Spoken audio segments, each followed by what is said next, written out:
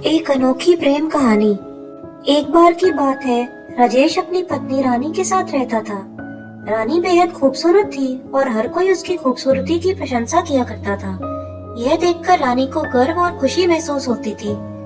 लेकिन कुछ वर्षों बाद रानी को एक दुर्लभ चर्म रोग हो गया। उसने हर डॉक्टर से सलाह ली, लेकिन कोई भी उसकी बीमारी का इलाज नहीं कर पाया। जब रानी को पता चला कि बीमारी के कारण वह समय के साथ अपना सौंदर्य खो देगी, वह डर गई कि वह धीरे धीरे राजेश का प्यार न खो दे, क्योंकि वह पहले की तरह सुंदर नहीं दिखेगी।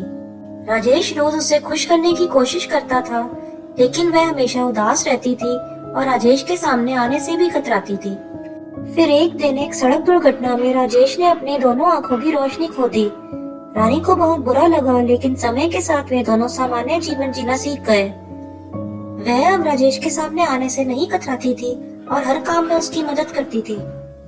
काफी साल बीत गए और रानी की खूबसूरती फीकी पड़ गई। वह अब खुद को आईने में नहीं देख सकती थी, लेकिन फिर भी वह अपनी हालत के बारे में सोचे बिना राजेश के साथ रहती थी। फिर एक दिन रानी की मृत्यु हो गई।